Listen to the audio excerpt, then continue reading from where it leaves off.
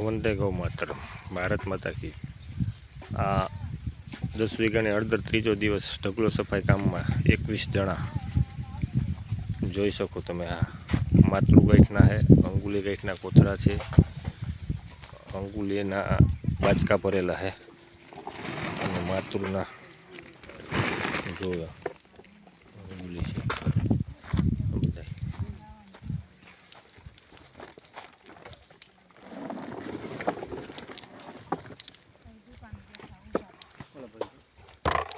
મતર ગાંઠના છે, પાછા અહીંયા બાચકા અંગુલીના આવ્યા, કોથળા ખલાસ થઈ ગયા એટલે અહીંયા માતૃગાંઠ અલગથી ઢગલો કરવામાં આવે છે।